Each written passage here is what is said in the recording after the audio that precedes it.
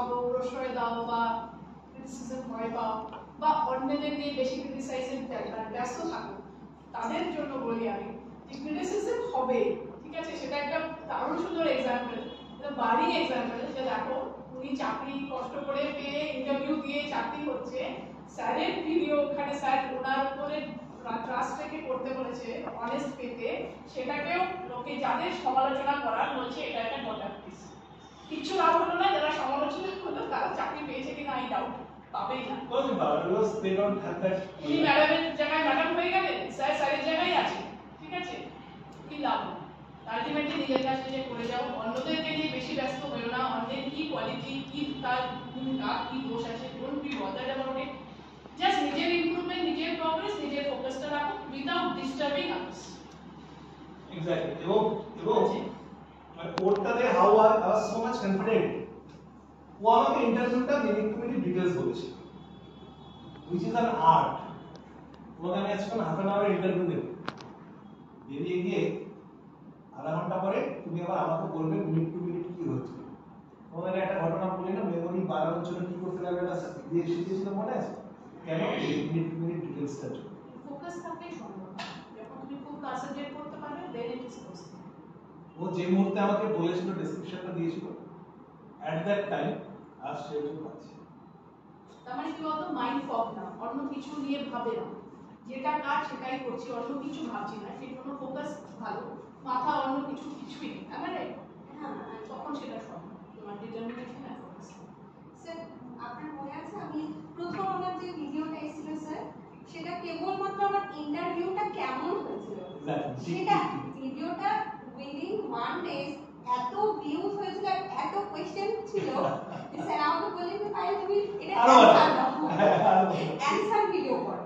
Sir answer ভিডিওটা exactly আমার রেজাল্টের 2 দিন আগে ছিল, মানে আমার পুরো মানে এখনো বোধহয় মানে ওই ভিডিওটা আমি ইন্টারভিউ ভিডিওগুলোর মধ্যে সবথেকে বেশি ভিউড ভিডিও আর কি। তো স্যার তখন বলছিলেন তুমি অ্যানসার দাও, কারণ সবাই জানতে চাইছে তোমার থেকে।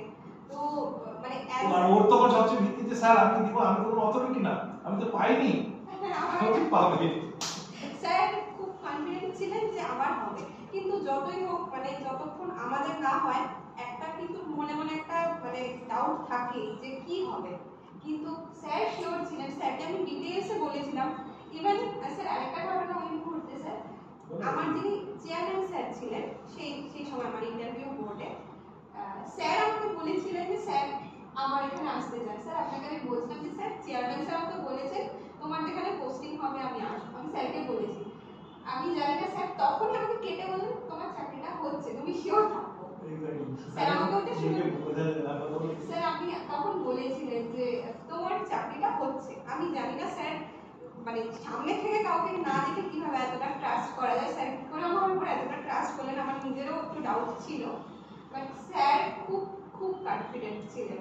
মানে আমি আবারও বলবো আমি এখানে বসতে পেরেছি তার জন্য, মানে আমার মানে অনেক মানে কৃতিত্ব যদি কাউ মানে যারা যারা পান তার মধ্যে তো অবশ্যই স্যার একজন, মানে স্যার না থাকলে আমি হয়তো এখানে বুঝতে পারতাম না, আমি হয়তো এই ফিলটা করতে পারতাম না। তাই আমি বলবো যে স্যার তোমাদের যেভাবে গাইড করছে তোমরা স্যারকে অ্যাটলিস্ট সামনে থেকে দেখতে পাচ্ছ, স্যারের ডিরেক্ট গাইডেন্স পাচ্ছ, তো এইটাকে কোনোভাবে মিস করো না, এটা খুব ইম্পর্টেন্ট ব্যাপার।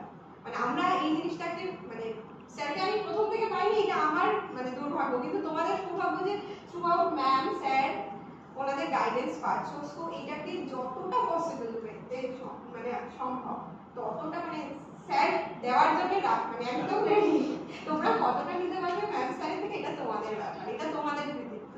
সো আমি বলবো এটাই ম্যাক্সিমাম বুঝতে পারবে না, this is the problem young generation, যে তারা ভাবে যে মানে ধমকটার পেছনে যে কোথাও স্নেহ থাকে বা এত বারবার করে জাস্ট বলি তার কারণটা, আমি তো I always ready to give, but they are not yet ready to take.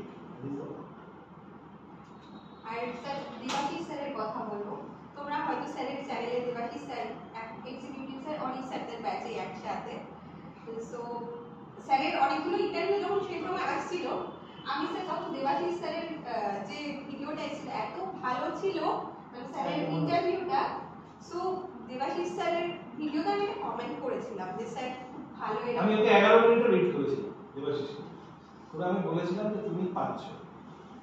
ওই ইন্টারভিউটা যখন জাস্ট আমার মিটিং চলছিল যখন ইন্টারভিউ দিয়ে ফোন করেছি, তারপরে আই লিসেন, বলছি কনফিডেন্ট হচ্ছে, পেয়ে আবার উন্নত গেছে, স্যার হয়ে গেছে, আমি জানতাম নর্মালি।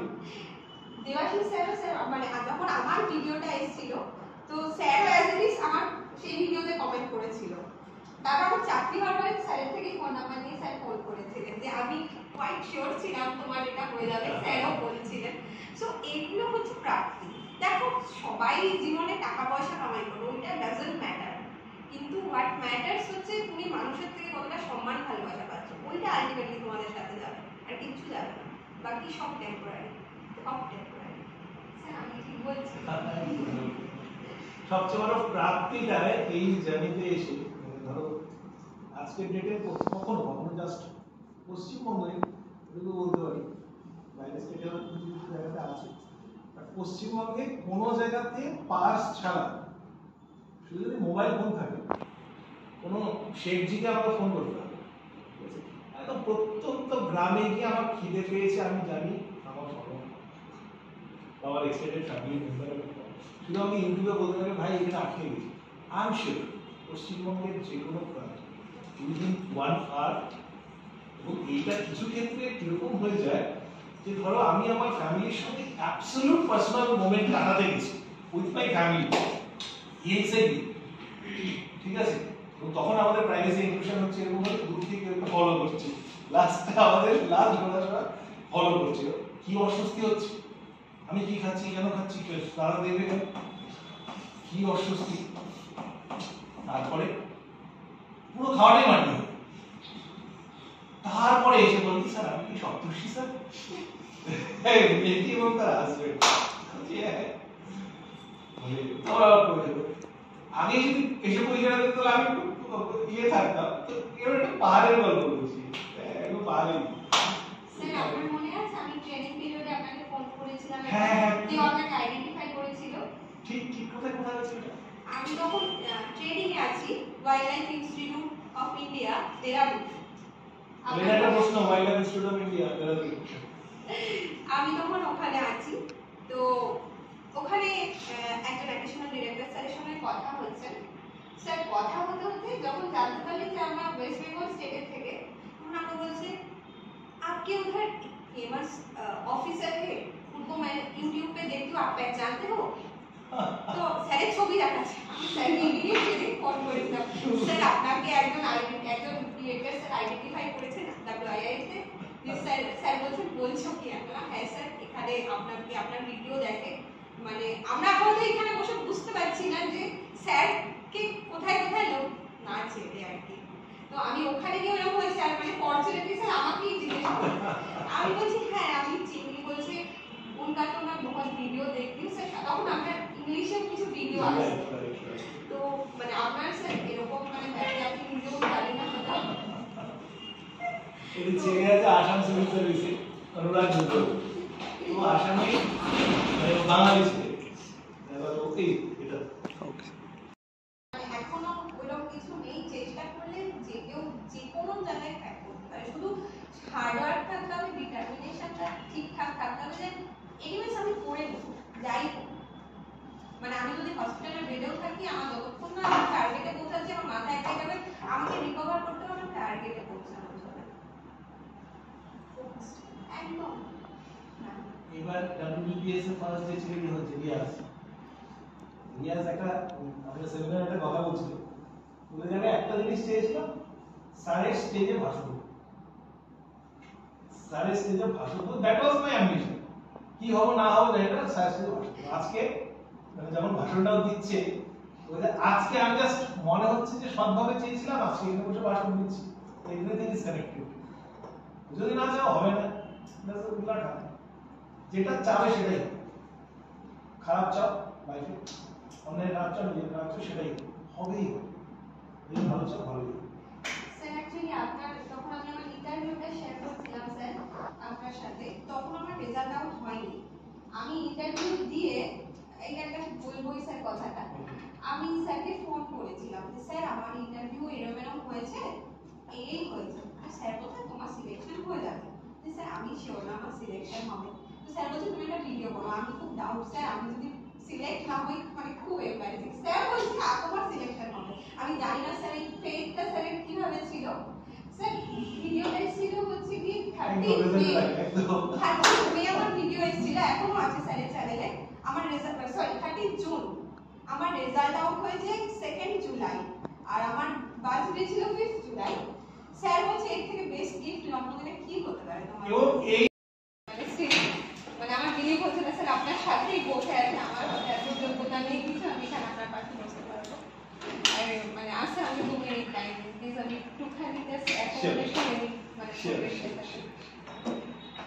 और प्रैक्टिकली इंटर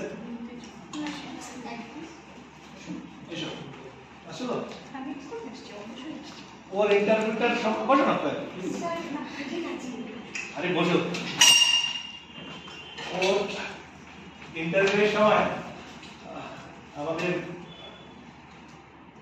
মনে আছে ওর, আমার যতটুকু if I am not wrong, তোমার হচ্ছে বটনি অনার্স ছিল, তোমাকে ইন্টারভিউতে রান্নার থেকে প্রশ্ন করেছিল, জিনিসপত্রি ওগুলো সমস্ত ওই বটনির ওই প্রশ্নগুলো এসেছিল, তাই না? এটা হয়ে যায় এই অভিজ্ঞতা অনেক বছর আগে প্রশ্নগুলো কিন্তু আমার মনে আছে, ঠিক আছে? তবে যারা যারাই ধরো এসছে সাকসেসফুল হয়ে বা আনসাকসেসফুল হয়ে তারা যোগাযোগ যারা রেখেছে তাদের প্রত্যেকের সামনে কোয়েশ্চেনগুলো আমার মাথার মধ্যে ইয়ে হয়ে যে কোথায় পেয়েছিল, কেউ না পারলে মনে হয় কেন পারেনি, ঠিক আছে? তারপরে ওর একটা ছবি দেখছিলাম, তোমার স্ট্যাটাসে দেখছিলাম নাকি তোমার ফেসবুকে কোনো আমি দেখেছি স্যার, যে তুমি বাইরে কোথাও ট্রেনিং দিচ্ছিলে, কোনো একটা ট্রেনিং দিচ্ছিলে না, ফরেস্টে কোনো কিছু একটা, ওই ছবিটা আমি দেখছি। and that time I felt so proud যে যাকে ধরো আমি একসময় ওকে ট্রেনিং দিতে হয়নি, ও সেলফ ট্রেনিং ছিল এবং ওর ট্রেনিং আগে থেকেই নেওয়া ছিল, কিন্তু সে গিয়ে যখন মানুষকে ট্রেনিং দেয় তখন that is the biggest satisfaction for the গুরু, হ্যাঁ? এই যে তোমাদেরকে কেন এত বকা ঝকা করি, হ্যাঁ? কেন কেন তার কারণটা কি? বকাকে সহ্য তোমরা আমার এইটাকে যদি সহ্য করতে পারো তাহলে লাইফে বকাকে কিছু লাগবে না, এবং ধীরে ধীরে দেখছো না getting more and more cruel, because more and more ওই জিনিসটাকে আমি চাচ্ছি দ্যাট তোমাদের মধ্যে সেই বার্নিং প্যাশনটাকে যখন আমি মিসিং দেখি দ্যাট হার্টস মি, হ্যাঁ না? তেমনি ওর মতন ভালো ছাত্রছাত্রীরা যখন লাইফে কিছু শাইন করে, দে অ্যাচিভ সামথিং, তখন সেই মুহূর্তটা ভালো লাগে। ওর সঙ্গে রাত্রিবেলা একদিন কথা বলছি, মানে এরকম ভাবে কাজ করে যে ওর সঙ্গে বছর দু একদিনের কথা নেই, তোমার ম্যাডাম আর আমি বসে রাত্রিবেলা আমাদের ম্যাক্সিমাম খাওয়া দাওয়ার পরে উই গেট দ্য টাইম যে family, we maintain it every night, যে we have our family time, যে সময়টা বসে নিজেরা গল্প করবো, ঠিক আছে? বাচ্চারা শুয়ে পড়লো and we are planning about going out, কোথাও ঘুরতে যাবো, ফরেস্টে ঘুরতে যাবো। I called you some 10:57 something এর, হ্যাঁ? তাহলে পাইল আছে, তাহলে ছেড়ে পাইল, ও তুলে বলছে এত রাত তোলা স্যার কোনো সমস্যা আছে নাকি? আমার না পাই না, ঘুরতে যাবো না পাই বলো, আচ্ছা ঠিক আছে আমি খবর নিয়ে দিচ্ছি।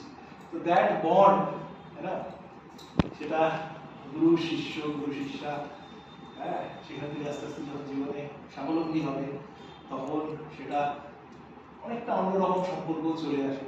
But that part, that respect, that love, affection, এটা কখনো নষ্ট হবে না। So it's so good to have you, Payal. কালকে রাত্রিবেলা অনেক ফোন করেছিল, অনেক ফোন করে বলছে ও আমার একটা অদ্ভুত নাম ডাকে, দাদা স্যার। মানে ও বাইরে আমাকে সবসময় স্যার, আর আমি ওকে মানে আমার ওর সঙ্গে যে সম্পর্ক ছিল ওটা একটা দাদার জায়গা ছিল। এবার স্যার দাদা বলতে বলতে ওরকম একটা হয়ে গেছে। ও বলছে ও যখন আসবে আমাদের কিছু মোমেন্টস ও শেয়ার করবে, এই ছেলে মেয়েগুলোর সঙ্গে ওতপ্রোত ভাবে জড়িত। আই রিয়েলি ফিল প্রাউড নাও তোমার। Whatever you feel now.